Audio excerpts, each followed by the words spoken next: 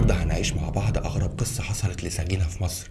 مش سجينة عادية، دي الممثلة حبيبة اللي كانت في عز نجوميتها واتقبض عليها بتهمة قتل جوزها الدبلوماسي الخليجي الثري، وبعد 5 سنين في السجن يتضح براءتها وإن التهمة كانت متلفقة ليها. وده كله عمله رئيس مباحث الهرم عشان المفاجأة الحقيقية هنعرفها في التفاصيل. عشان كده هاخدكم لبداية قصتنا من عند حبيبة اللي اتولدت في أحد الأحياء الشعبية في محافظة القاهرة سنة 1976. من زمان وحبيبة كانت بتشوف التلفزيون وكان نفسها تبقى زي نجوم السينما نيلي وشريهان.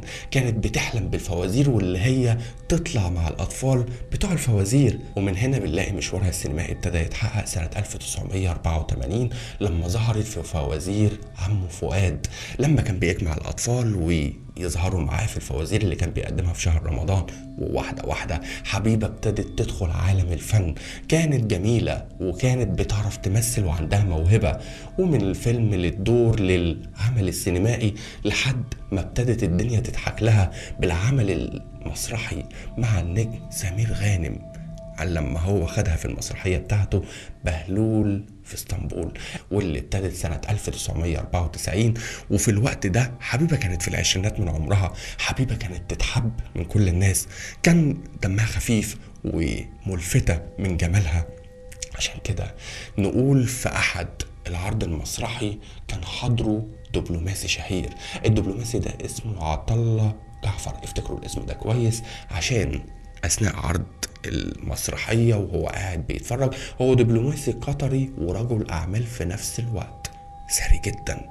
وفي التسعينات ثراء الخلايجة كان مسيطر حبتين على المجتمع المصري، كان حلم أي حد. ولما حد خليجي يتقدم لواحدة مصرية كان بالنسبة لهم انتي الجنة فتحت لك. وده اللي حصل لما شاف حبيبة في العرض المسرحي حبها، وعلى طول قرر ان يروح على الأوضة الغرفة بتاعتها غرفة الفنانين وسأل على حبيبة وطلب مقابلتها. هي طبعا قالت زيه زي أي حد من المعجبين ووافقت على مقابلته.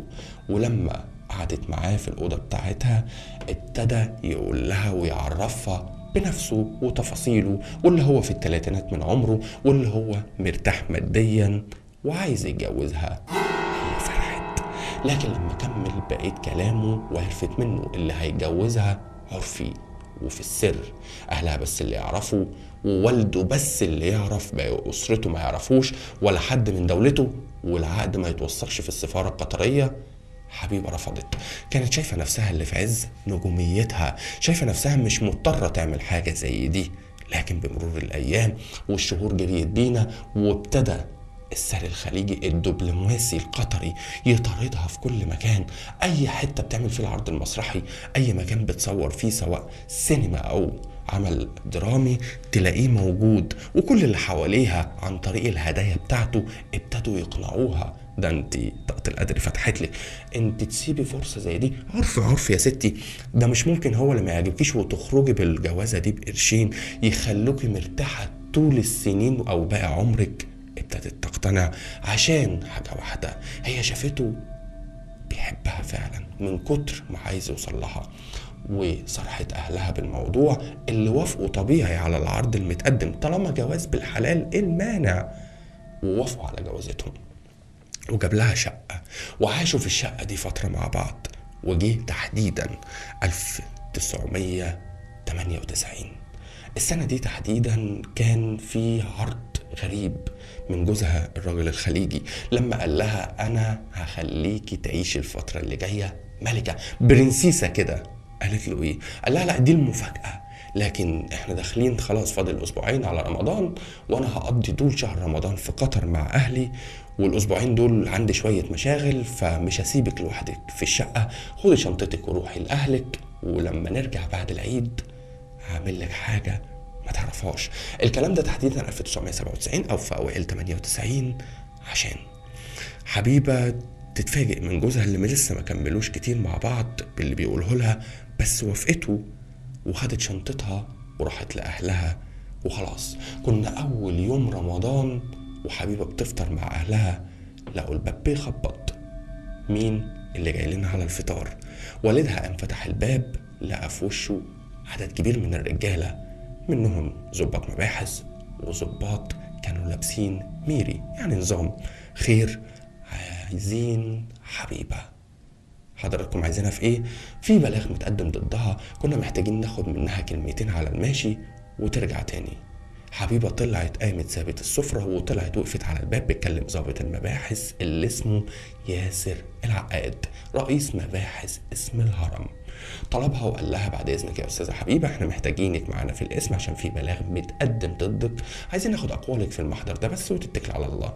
قالت له طيب انا عندي تصوير مهم جدا متعلق كمان بشغل في التلفزيون المصري، فانا لو ما رحتش النهارده الاوردر كله هيبوظ والعمل هيبوظ، فاخلص تصوير واجي لكم. قال لها من فضلك انت مش هتكملي 10 دقايق معانا واحنا هنوصلك المكان اللي انت عايزاه. حبيبه نزلت مع ضابط المباحث، واول ما ركبت البوكس حطوا الكلبش في ايديها. مش بس كده، دول غموا لها عينيها. حبيبه اتفاجئت وكل الموجودين بيتفاجئوا من اللي بيحصل، عشان كده توقعوا ان جهه امنيه ورا الموضوع. وحبيبه من بعد اللحظه دي اهلها ما يعرفوش هي فين، برغم اللي كانت موجوده في اسم الهرم، بس كل ما يروحوا هناك يقولوا لهم مش موجوده. كانت في الفترة دي في مصر كانت فترة اعتقالات واسعة، اللي الشرطة بتاخده ما يعرفوش هو فين، كان ورا الشمس فعليا وما كنتش بتعرف تعمل حاجة. فترة حبيب العدلي وعصر مبارك. المهم، أول ما حبيبة وصلت القسم ابتدى رئيس المباحث يتكلم معاها ويقول لها بص يا حبيبة، انت جاية هنا عشان تقول لنا انت خلصتي على جوزك القطري ليه وازاي. حبيبه بتحلف بالله اللي ما جاتش جنبه، اصلا جوزها مسافر بقاله كذا يوم، اكتر من اسبوع. قال لها جوزك لقيناه مقتول جوه شقته وريحته طالعه والجيران بلغوا ورحنا عيننا، وانت اللي عملتي كده يا حبيبه. انت جايه هنا عشان تقول لنا انت عملتي كده ليه وازاي. انت فهماني؟ مصر على اقوالها اللي مفيش خلاف ما بينها وما بين جوزها. هتعمل كده ليه؟ قال لها لا في خلاف. انت واحنا داخلين على الايام المفترجه طلب منك علاقه زوجيه بطريقه تغضب ربنا وانت رفضتي، ولما رفضتي رحت جبت السكينه وضربتيه 30 ضربه بيه. فهماني يا حبيبه؟ ده اللي حصل بالظبط. حبيبه تقول له بس ده ما حصلش. قال لها لا ده اللي حصل، عشان لو ده ما حصلش انا هجيب لك اللي يعمل فيكي كده. لو تفتكري معايا وانت ممثله كده يا حبيبه، عارفه سعاد حسني في الكرنك لما كانت عامله الدور ده في الفيلم ده دخلوا عليها فرج، عارفه فرج ده؟ رن جرس مكتبه لقى في امين شرطه دخل نفس السحنه نفس اوصاف فرج. قال لها لا انا عندي 10 من ده وكل واحد هيعمل فيكي زي ما اتعمل في سعاد حسني. وصلت لك الرساله؟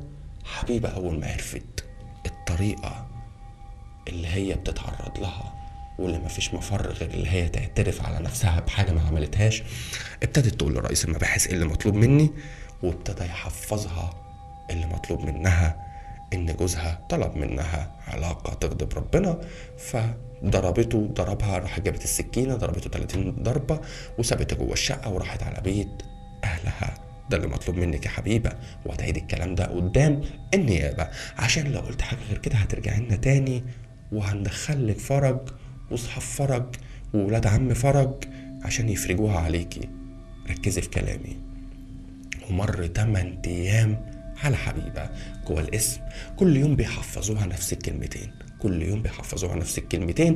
وفي اليوم الثامن حبيبة خدوها وراحوا بيها على النيابة، وطول الطريق ياسر العقاد عمال يأكد عليها. ولما وصلت النيابة حضر التحقيق بنفسه جوه مكتب النيابة، هما بيسألوها قالت نفس الكلام بالظبط. بعدها كل الجرايد بقت تكتب على الموضوع. حبيبة بقت في نظر المجتمع النجمة الساطعة اللي لسه في بداية حياتها، اللي خلصت على جوزها العرفي بطريقة صعبة جدا، اللي كانت ممكن تعمل أزمة دبلوماسية مع دولة قطر. عشان كده سريعا حبيبة اتقدمت للمحاكمة، واللي طبعا الورق اللي مكتوب ان زوجة عملت كده في جوزها عشان الطريقة اللي كانت بتغضب ربنا، فاتحكم عليها ب10 سنين سجن. وبعد الحكم على حبيبة تم ترحيلها لسجن القناطر، ومن سجن القناطر حبيبة بقت أشهر سجينة، عشان في جوه السجن الواحد بيقول الحقيقة للي حواليه. وهنا الكل كان مصدق حبيبة اللي هي مظلومة وارتكبت أو قالت على نفسها حاجة ما حصلتش، وتمر بينا 5 سنين عشان وهي جوه السجن تتفاجئ حبيبة ان احد المسجونات ماسكه الجرنان وبيقول لها الحقي يا حبيبة، انتي طلعتي بريئة، الشرطة اثبتت براءتك بالصدفة، اقري القصة دي. وكانت القصة بتقول ان احد السياغ محل مشهور لقى ان في شخص جايله بيعرض عليه الساعة دي كان تمنها في الوقت ده في 2004 تقريبا مبلغ يتعدي 200,000 جنيه. تخيلوا الساعة ديت ساعة دهب عليها ألماظ. وكان السايغ بيسأل اللي معاه الساعة عرضها للبيع عايز فيها كام، قال له 500 جنيه وهي تمنها تعدي 200,000 جنيه. قال له حاضر هجيبهم لك، وجاب له الشرطة اتقبض عليه وطلع اللي هو أحد أفراد عصابة. العصابة دي مكونة من 5 أشخاص سارقين الحاجة دي من بيت السري الدبلوماسي القطري اللي خلصوا عليه من 5 سنين فاتوا، وكانوا مستنيين الحاجة معاهم لحد ما يتأكدوا ان حد شرب الموضوع وان الشرطة لبست الموضوع لحد تاني. وبعدها ابتدوا يوزعوا الغنيمة عليهم والمسروقات عليهم، واول فرد رايح يبيع حاجة منهم وقع اتقبض على التشكيل العصابي، اتحكم عليهم ما بين تأبيدة وما بين 15 سنة وما بين 10 سنين على حسب كل واحد عمل ايه. وفي نفس الوقت حبيبة طلعت براءة بعد 5 سنين، بعد ما شغلها خلاص باظ، بعد ما فقدت مستقبلها. طلعت ورفعت قضية بالتعويض ال5 سنين، اتحكم طبعا في اول درجة ب2000 جنيه تعويض. وبعد ثورة يناير اترفع قضية تاني على رئيس المباحث بنفسه وعلى وزير الداخلية بنفسه، واتحكم لها ب1,000,000 جنيه تعويض. اما رئيس المباحث كان مستمر في الشغل لغاية بعد ثورة يناير، وبعد كده عزلوه من الخدمة. وده كان جزء بسيط من قصة تتلخص في ياما في الحبس مظالم. اتمنى ان كل واحد يراعي ضميره في شغله، وخصوصا لو شغلك متعلق بارواح ناس تانيين، متعلق ان انت تقدر تظلم حد لا قدر الله. الظلم وحش، ربنا يجعلكم نصرة للمظلومين، ربنا يجمعنا على خير واشوفكم على الف خير. سلام.